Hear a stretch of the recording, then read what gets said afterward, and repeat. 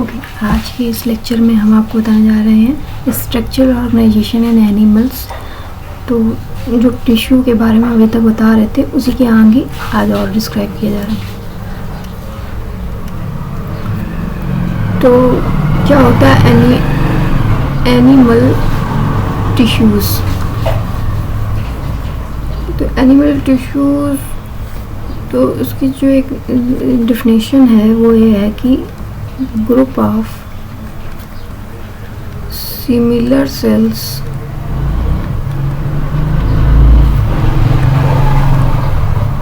along their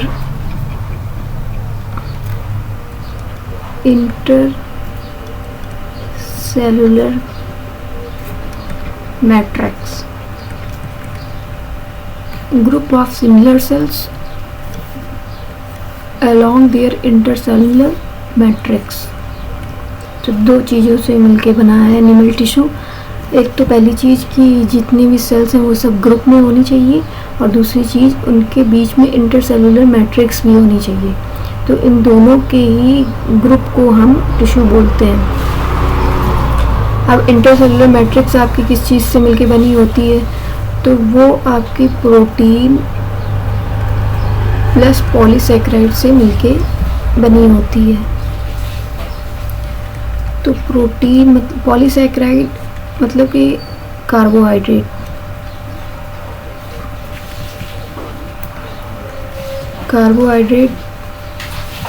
और protein, और polysaccharide मतलब कार्बोहाइड्रेट। प्रोटीन और कार्बोहाइड्रेट के समूह को जो होता है वही इंटरसेलुलर मैट्रिक्स बनाता है। Group of similar cells along their intercellular matrix को हम एनिमल टिश्यू कहते हैं। और इंटरसेलुलर मैट्रिक्स का अगर कोई कंपोजिशन पूछे तो वो प्रोटीन और पॉलीसैकेराइड से मिलकर बना होता है। जो पॉलीसैकेराइड है वो कार्बोहाइड्रेट का ही एक फॉर्म है।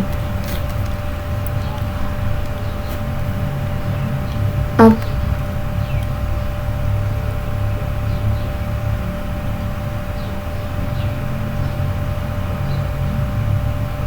जर्म लेयर, अगर आपको कोई पूछे कि कितनी तरीके की होती हैं जर्म लेयर्स, तो जर्म लेयर आपको पता होना है कि 3 तरीके की होती हैं। एक होती है एक्टोडर्म, एक होती है मेसोडर्म, और सबसे भीतरी जो होती है वो होती है एंडोडर्म। Ecto, meso, endo. जो सबसे बाहरी परत होती है उसको हम एक्टो से परिभाषित करते हैं, जो बीच की होती है उसको मेसो से, और जो सबसे भीतरी है उसको हम एंडोडर्म बोलते हैं। तो ये 3 तरीके की जर्म लेयर्स होती हैं।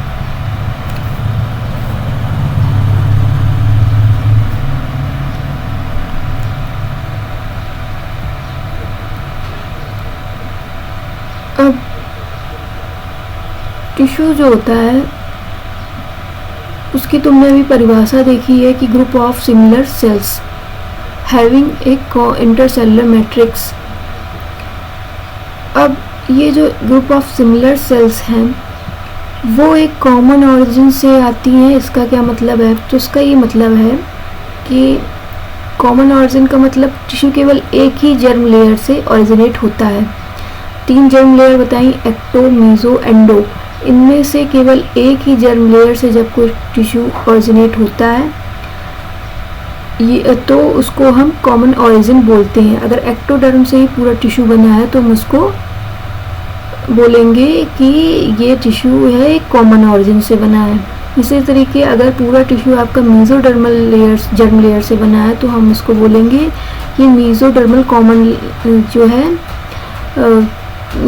ये कॉमन ऑरिजिन है इसकी।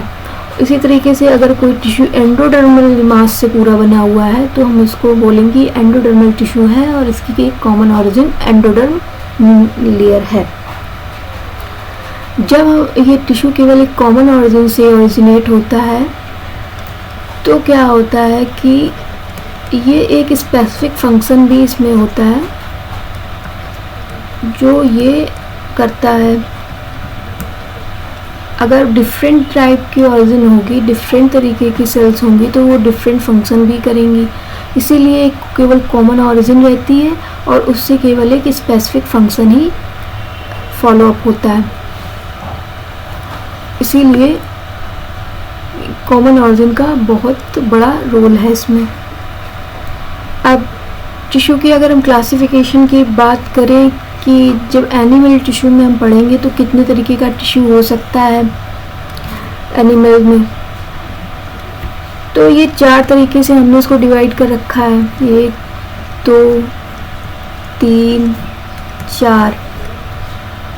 एपिथेलियल टिश्यू जो की बात करें तो जो हमारे स्किन में बेसिकली पाया जाने वाला टिश्यू है उसको हम एपिथेलियल टिश्यू के नाम से जानते हैं। ऐसा नहीं है कि केवल स्किन में पाया जाता है, पर एक साधारण सी बात है। और कनेक्टिव टिश्यू एक होते हैं, इसी तरीके से मस्कुलर टिश्यू होते हैं और एक न्यूरल टिश्यू भी होते हैं। तो एनिमल टिश्यू में 4 तरीके के टिश्यू आपको देखने को मिलेंगे, एक एपिथेलियल है, एक कनेक्टिव है, तीसरे तरीके का मस्कुलर है और चौथा न्यूरल आता है। नाम से ही जिस तरीके से कुछ आपको पता चल रहा है, मस्कुलर है तो मसल्स में होगा, न्यूरल है तो न्यूरल ऑर्गन में पाए जाएंगे। और एपिथेलियल को बनाने में तीनों जर्म लेयर कंट्रीब्यूट करती हैं, इस एक्टो, मीजो और एंडो। तो इसका जो काम होता है बेसिकली मल्टीटास्किंग है ये, और ये अदर टिश्यू से डिफरेंट है। कनेक्टिव टिश्यू की बात करें तो इसका मीजोडर्मल मास होता है और जर्म लेयर मीजोडर्म से इसके ऑरिजिनेट है। मस्कुलर टिश्यू ये भी मीजोडर्मल मास से है और न्यूरल टिश्यू हमारे एक्टोडर्मल मास से ऑरिजिनेट होते हैं। 4 तरीके के टिश्यू हैं, याद रखने वाले हैं, epithelial, connective, muscular, neural. Animal tissue में इस 4 तरीके के ही टिश्यू पाए जाएंगे। अब एपिथेलियल जो कि तीनों जर्म लेयर से ऑरिजिनेट होता है, इसके बारे में पढ़ें तो provide covering area lining for some part of the body. तो ये पहले बताया था कि ये स्किन में बेसिकली पाया जाता है, तो कवरिंग इसका बेसिक फंक्शन है।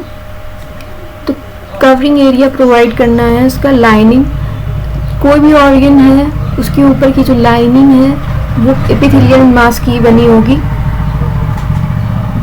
अब वो कवरिंग एरिया आपका हार्ट में भी हो सकता है, किडनी में भी हो सकता है, कि इंटेस्टाइन का भी हो सकता है, कवरिंग एरिया कहीं का भी हो सकता है।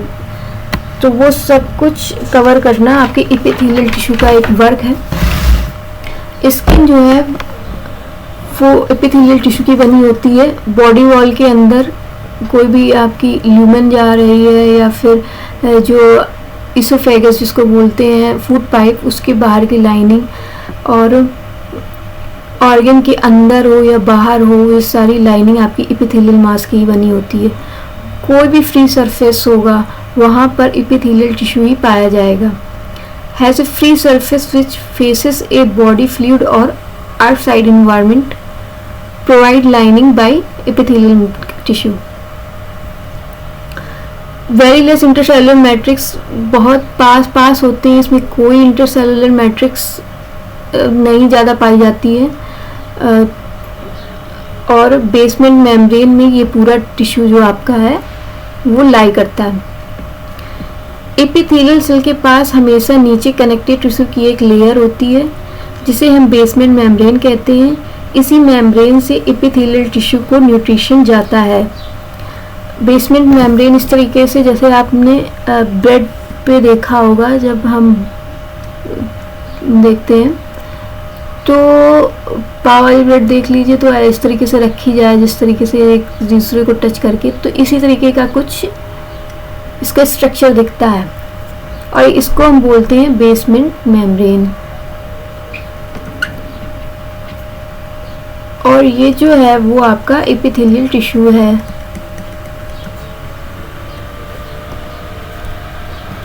नीचे वाले बेसमेंट मेम्ब्रेन को का वर्क है कि एपिथेलियल टिश्यू को न्यूट्रिशन प्रोवाइड करना। क्योंकि एपिथेलियल टिश्यू इज एवैस्कुलर, कोई ब्लड वेसल्स नहीं जाती है, ना ही कोई नर्व्स जाती है, तो उसको हम एवैस्कुलर बोलते हैं। केवल और केवल न्यूट्रिशन का वर्क है बेसमेंट मेम्ब्रेन का, और एवैस्कुलर है। अब एपिथेलियल टिश्यू की अगर हम क्लासिफिकेशन की बात करें तो एपिथेलियल टिश्यू आपका दो पार्ट में डिवाइड होता है, एक सिंपल एपिथेलियल टिश्यू है और एक कंपाउंड एपिथेलियल टिश्यू है।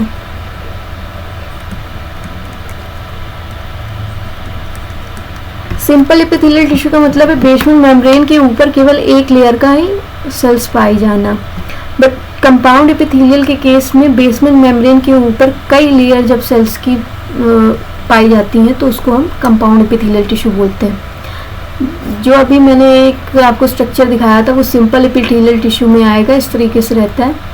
कंपाउंड एपिथेलियल के केस में क्या होगा, ये जो लेयर आपकी पाई जा रही है इसी के ऊपर आपको 2-3 लेयर और मिलेंगी, तो इस तरीके का स्ट्रक्चर आपका कंपाउंड एपिथेलियल टिश्यू कहलाता है।